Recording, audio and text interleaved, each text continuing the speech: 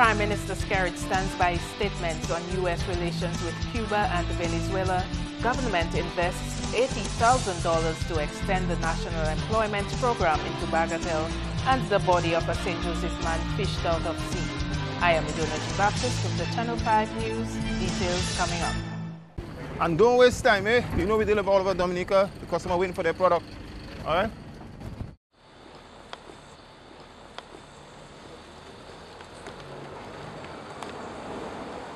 Good afternoon. Delivery from Muslim store. Anybody home? Whether you rent or you have your own home, the Muslim store is the place to get what you need. We deliver. We mix it. White dog with anything. Only white dog.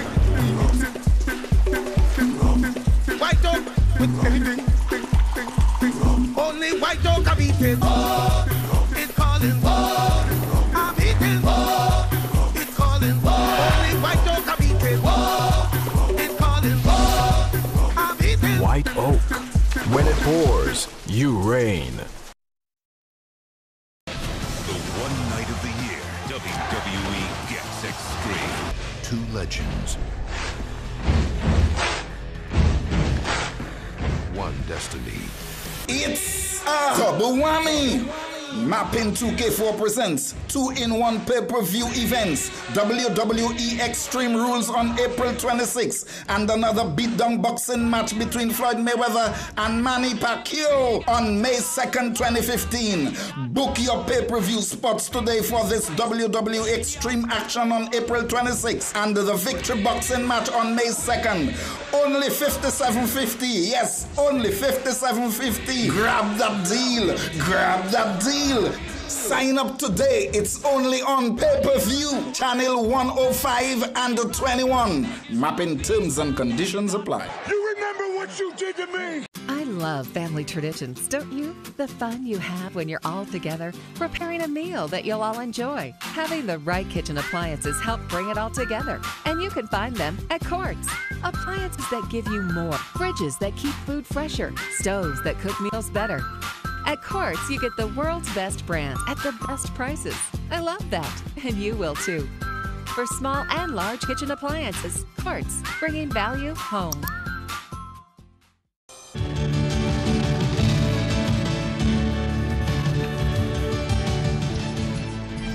Welcome back. Top in the news. U.S.-Caribbean relations and important infrastructural developments for Dominica were highlighted by Prime Minister Skerrit as he addressed the nation on national radio Wednesday. He was a guest on DBS Radio's Talking Point hosted by Shobane Green Brown.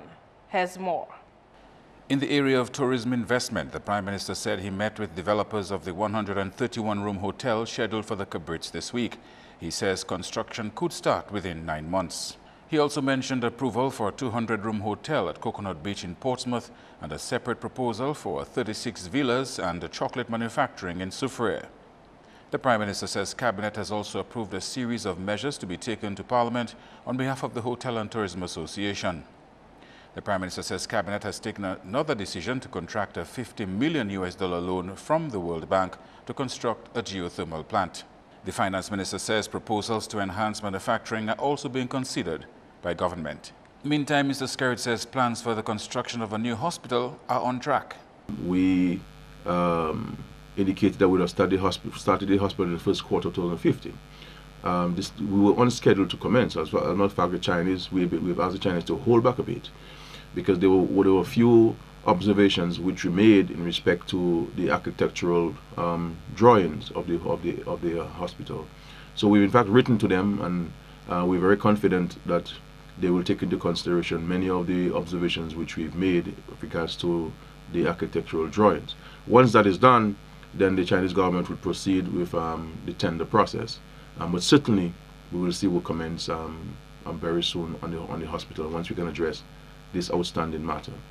On the issue of vagrants, the Prime Minister says there is a proposal before Cabinet, but addressing the issue will require collaboration. The proposal came to Cabinet for its approval, but the Cabinet felt in its wisdom that we needed to bring on board the missing stakeholder, which was the families of those persons. to at least share with them that which the state is seeking to do to help their family members, because I know many of these families are really going through a very stressful period. To see their young boys, their sons, their grandsons, and so on the streets, in that state, and we have to see how we can help them. So the proposal before us is to see how we can help these young men and women to be rehabilitated, in a voluntary manner. The Prime Minister believes his opposition to the U.S. sanctions on Venezuela for alleged human rights violations was the right move. Mr. Skerritt has said that the U.S. action is wrong. It is because of the strong stance that the Caribbean leaders have taken. And President Donald Rice said so to us, that he have heard our comments and so forth. And 2 days before the Jamaica meeting, President Obama sent a special envoy to meet with President Maduro with a view to resolving the matter between them. Listening to the President of the United States, I believe ideologically and philosophically, he's opposed to that, but at the end of the day, he has to listen to various groups, whether it's Congress or the House of Representatives, and take action on this thing. But I believe if left to him alone, that action would have never been taken. But people must understand that if you do not speak on these principled matters, then what if it happens to you? Who's going to speak on your behalf if it happens to you tomorrow? The Prime Minister has also opposed the U.S. embargo on Cuba and says he has never personalized these matters or attacked the U.S. President. And I have taken on behalf of the Commonwealth of Dominica a very strong view about placing Cuba on the list of state-sponsored terrorists. What has happened today? What has happened today? President Obama himself is saying that he agrees with us, that it was wrong to have Cuba on this list of state-sponsored terrorists, that there is no justification for having Cuba on the list of state-sponsored terrorists. And President Obama has taken a presidential decision to remove Cuba. Now it is up to Congress to ratify it, but the president is now sitting in the same pew with Roosevelt Skerritt and other Caribbean leaders who have so spoken. More top stories. An apprenticeship training module of the National Employment Program has extended to Bagatelle. Government has spent $80,000 to provide equipment, material, and to retrofit the Bagatelle Resource Center to train women to sew. The training began on Monday. An official launch took place on Thursday. The sewing project is an initiative of former councillor Sean Martin through Invest Dominica. This project, hovering in the air for over a year, now has finally landed, piloted by the Honorable Dr. Daru, ably assisted by the NEP. Parliamentary Representative Dr. Kenneth Daru handed over a check to Ms. Martin to pay participants' stipend. And afterwards, the idea is, of course, maybe some of you, because I look at the list of participants and it's spread throughout the constituency, well, at least as far back as Dubic. So I'm hoping that at least some of you can group yourself together from small cooperatives. And of course, as a parliament, I will try my best to see how I can give you the support to get you started. So this is the idea behind this. It's not just come to a sewing program and you go to your home. I will continue to push for you. I will continue to ensure that this part of the island gets its fair share or whatever is available in terms of government programs. It's not always easy. Various PAL reps, everybody wanting stuff for their constituency. And you'd also be aware of the difficult times in which we live in. The sewing apprenticeship module will run for the next 4 months. The government of Dominica, we have been scratching our heads, like all other governments over the world, to find ways and means to employ our young people and not so young people. We started the National Employment Program a couple of years ago. Of course, after a while, we know that both the public and the private sector would be saturated, meaning that government can only employ a certain number of people, and even the private sector can only employ, hey, if you have free cash registers, you can only employ free cashiers, right? You can't employ 4 because one will just be walking around the supermarket. So we also came up with this brilliant idea, why don't we do what we call these community outreach programs? And as Mr. Aiton so eloquently expressed, we have launched a number of these programs in various communities throughout the island. I expect to learn as much as I can, use the machine, and to even be able to make my own clothing, and also interior decoration, like making my own curtains and my bed sheets, this kind of fields. I have a bit of experience, so I'm expecting to do good. So then I can go back to the community of Dubic along with my girls from Dubic, my team, and we can work to produce stuff to sell out, to get employed. We can employ on our own and do good for our community. As maybe you know, people is a negative talk about Dubic, we poor, and so we can show them what Dubic can produce. In related news, Director of the Apprenticeship Component of the National Employment Program, Vincent Etienne, says the program will continue to tackle unemployment despite concerns of its sustainability. Etienne says the arrangement under the NEP is for participants or interns to gain experience or a skill for a temporary period. Government gives you the opportunity for a period of time to gain that kind of work experience in the hope that you can impress on the various employers that you're good enough that they could, you know, pull you into their fold as a permanent part-time worker.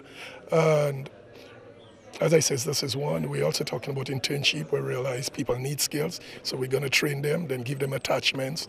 Then after the attachments for a period of time, government will assist, you know, either through the small business unit or something, give them the required tools, the resources they need to be gainfully employed. As such, I really don't think, no, there is nothing to be bothered. He says if the company does not wish to keep an intern in the case of the internship aspect, the experience which is reflected on their resume makes them more marketable. But we have to be self-confident, you know. We have to know that if somebody gives us an opportunity, let's say for 6 months, 9 months, we should be able to inculcate, you know, develop some type of skills within ourselves that we become independent and not necessarily depend on someone paying our way through. Government has been doing various, has been extending period, but I think the initial thought process was it would be for like a 6 months. Persons would be interned for 6 months and then we hope they could be absorbed by the person or something. But what government has been extending the thing, and there are some persons now pretty much on for like 18 months. For the 2014-2015 financial year, government set aside $1.5 million to execute the apprenticeship program. We move into the areas where we think there is a dearth, there is a need for those type of particular skills. We have programs, we've done quite a number of programs in terms of manicure, pedicure all over the island. We've also done small engine repairs where we've trained persons, you know, how to repair things like swipers, generators, you know, stuff like that, all those outboard motors, you know, things of that sort. We've trained a lot of people in the area of landscaping, and we do a lot of our programs, I should tell you too, we do it in collaboration with the Dominica State College. So at the end of the various programs, you know, the people are certified as, let's say, within the field of hospitality. Police news now. The body of a 52-year-old St. Joseph man was fished out of the sea on Thursday. Part owner of Starring & Sons, Justin Joseph, also known as Booger, had gone for an early morning swim on Thursday, as he usually did. Joseph would either drive to the beach, and at times when he walked, he would take his dogs along. But this time was different. He did not take the dogs with him. His family grew concerned when he was nowhere in sight later Thursday morning, and his clothes, sunglasses, and shoes were found on a rock on the St. Joseph beach.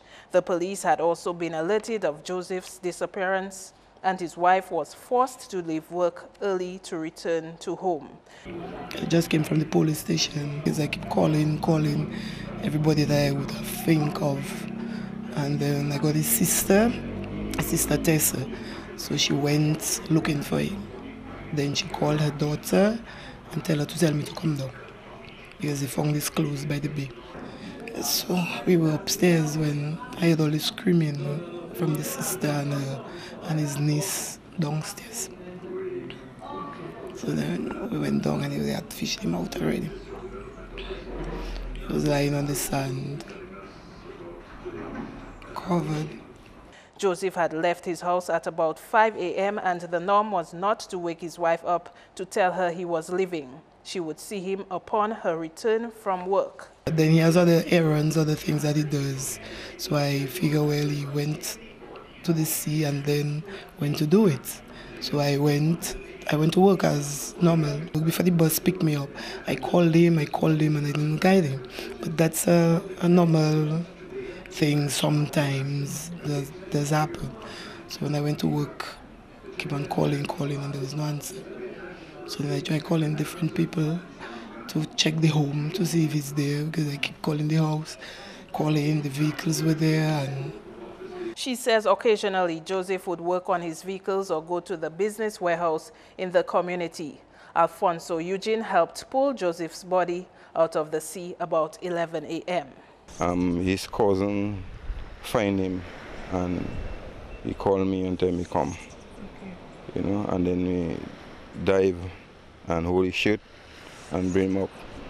Where were you at the time? Well, I had just go and get my fishing gears, and while I was about to put my flipper, I saw Calvin making a sign, you know, come, come, come. So I had to put my flipper fast and dive into the water. How far out was the body? It's about 200 feet away from shore. You know? Yeah, and it's really tough, eh? Yeah, to see how we find him under the water. It was a shock to me, but it's my family and to a brother to me, because my mother raised him up. You understand? So we were very close.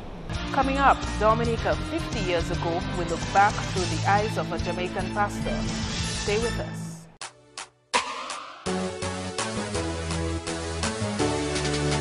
Talk That Talk, an exciting talk show brought to you by the NCCU. Catch our very own Jade and Cedric on Thursday, April 23, 8:30 p.m. on Mapping Channel 5.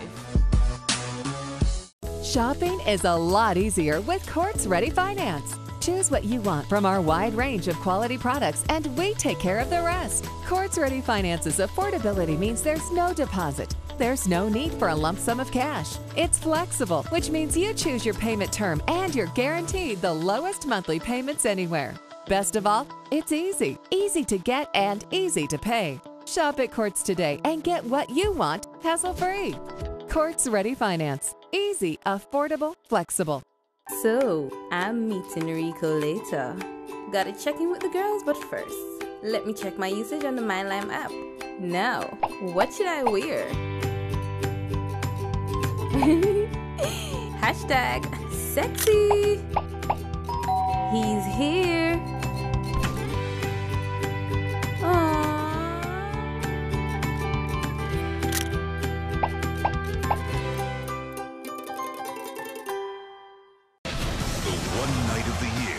WWE gets extreme. Two legends. One destiny. It's a double whammy.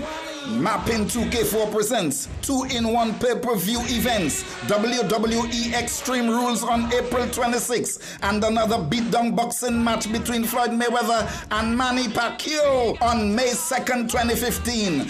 Book your pay-per-view spots today for this WWE Extreme action on April 26th and the Victory Boxing match on May 2nd. Only $57.50. Yes, only $57.50. Grab that deal. Grab that deal. Sign up today. It's only on pay-per-view. Channel 105 and 21. Mapping terms and conditions apply. You remember what you did to me?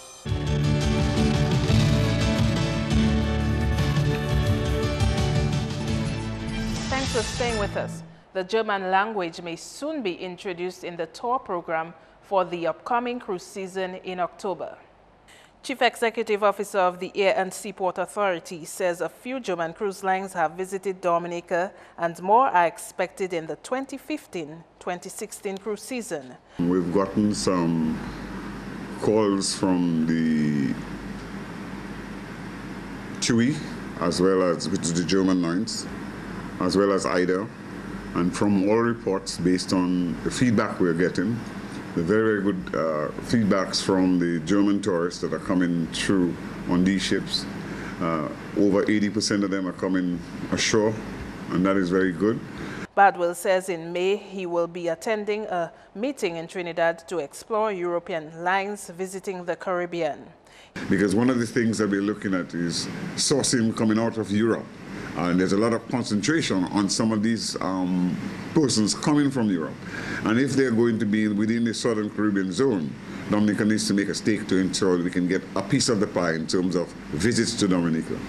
He says in the meantime, they would like to improve on the training for taxi drivers, vendors, and tour guides. We want to do a couple of things. One, improve on the quality of service that they give so that the people feel that, you know, the experience is beyond their expectations. And two, we want to ensure that the pricing mechanism used is not one that is used where we get very little value for the things that we're doing. In the transportation sector, we want to educate the taxi drivers. I mean, it doesn't make sense to discount those prices so low that it doesn't make economic sense to do the things that they're doing.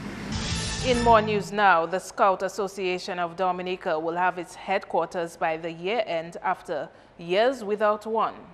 The original building now houses a drug rehabilitation center for men. At the most recent AGM, the executive said they would find a new place to house the drug rehabilitation home. The home was originally started by Scout member Bonte Liverpool. He realized that there were a number of young men who were drug addicts and they needed somewhere where they could recuperate. And that is how his program started. And it's actually been run out of the Scout headquarters. The PRO revealed new plans for the headquarters. There are plans right now to relocate the home. And when the home is relocated, we have plans of renovating the area and so that it can be used as a Scout and Guide headquarters once more. We can actually renovate the area and use the area for our training sessions and as well as all administrative matters. Hopefully when we get back to utilizing the headquarters as we should, then you will see a lot more of the training sessions as well as the commissioners' conferences being held there. Other activities to be held at the headquarters include training camps, fundraisers, and Scout guide shops. The Scout Association will publish a new booklet soon. We are currently putting together a booklet with the badges that Cubs can work for and what it entails to work for them, and we're hoping that by later this year we can actually circulate that to all the troops on island. And finally, a Jamaican pastor who came to Dominica when there were no buses left the island Thursday after serving here for 50 years. More in this report. Pastor Newman Johnson and his wife came to Dominica on April 9, 1965, after leaving his home in Adentown, North Clarendon in Jamaica. The 73-year-old pastor began his journey in Portsmouth, where he lived for 6 years. In an exclusive interview with Channel 5 News, Pastor Johnson painted a picture of Dominica before a proper road system. Infrastructurally, there were, let me see now, in the Roseau area had a few roads. The West Coast Road may have reached perhaps as far as Carleo, but very, very rugged and mountainous. Like after you pass Colubistry, if you were fortunate to be riding in a Bedford truck, that's what it had then, and you look over, I've actually seen a lady look over and say, whoa, you know, just couldn't, that's what it was. I saw that. He says the only way to get from Roseau to Portsmouth at that time was by boat or the Imperial Road, which they could only travel on Monday, Wednesday, and Friday to leave the Roseau area by 1 p.m. Pastor Johnson says leaving a more developed country like Jamaica was not a difficult decision because it was his calling. After leaving Portsmouth, he ministered in Viecas for 10 years. The pastor says when he came to Canefield, there were a few people living there who attended the Gospel Mission Church in Roseau. And they're good people. They're real good people, most of whom are still around. Some have migrated. A few have died, but they're very good people. Still there. Yes, still there. Very good people. We were able to work together harmoniously. Just work and serve the Lord, preach and teach and encourage people. Preach the gospel. That's what we're here to do. In 1998, the pastor's Jamaican wife died after they had 3 children. He later remarried. His present wife went back to Jamaica with him. The pastor says he has a close relationship with his children and they are not happy about his migration back home, but they accept it. On April 1, a new pastor took over. Pastor Johnson encourages him to keep preaching and teaching and helping people. The people in this church are wonderful. The Canefield Church is a wonderful church. Canefield Church is a wonderful church. I can tell everybody that. And I know that I know that I'm going, they have demonstrated even more than ever how grateful and kind and generous and loving and caring they are. Very wonderful church. Anybody looking for a wonderful church, come to Canefield. That's news. Your sporting highlights is next.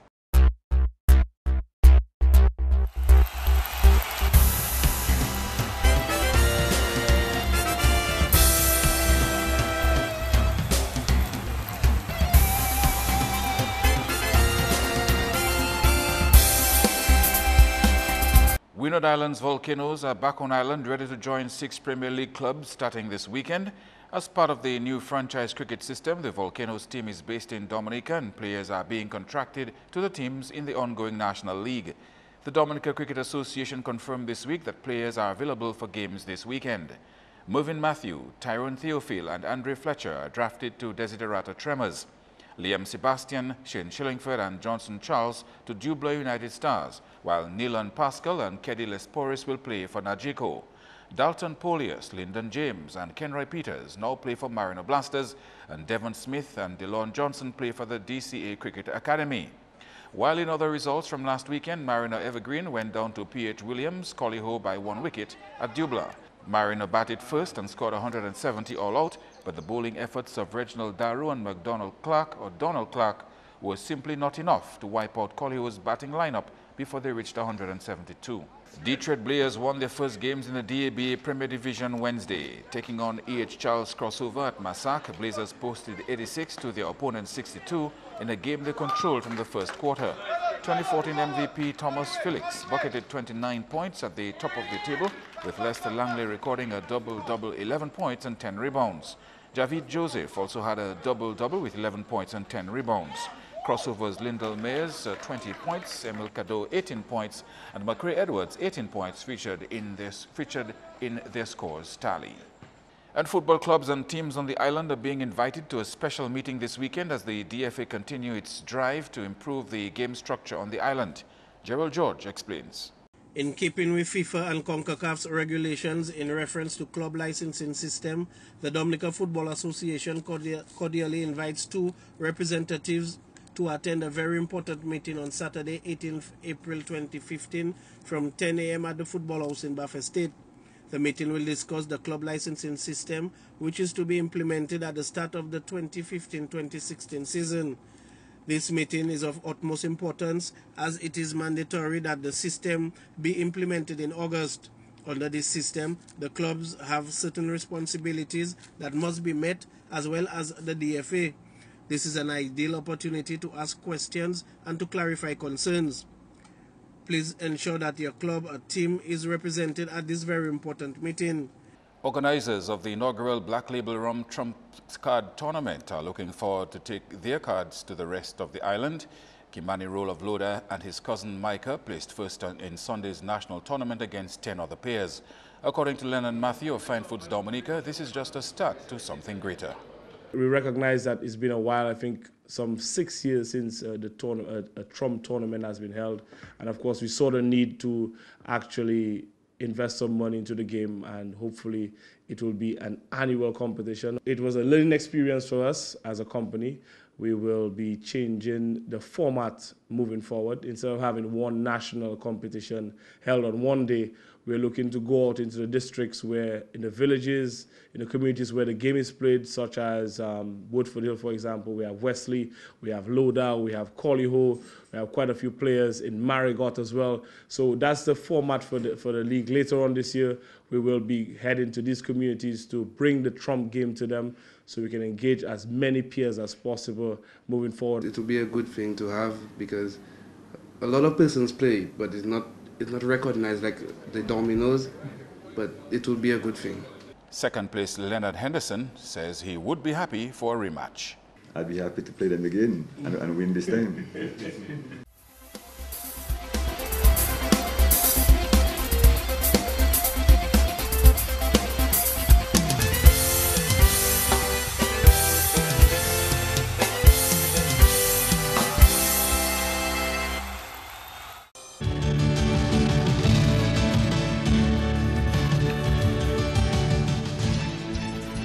Time now to check the weather. Good evening, viewers, and welcome to tonight's weather broadcast. I am your presenter, Vernie Master Honore. Today's satellite imagery continued to show low-level clouds moved across the Lesser Antilles today, resulting in occasional cloudy skies across Dominica.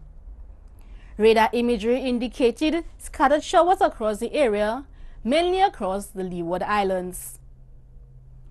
Tonight's weather is expected to be fair to partly cloudy and hazy, with a few brief scattered showers. And tomorrow, apart from the possible late night to early morning shower activity, similar conditions can be expected. Sea conditions tomorrow: moderate in open water with waves up to 7 feet.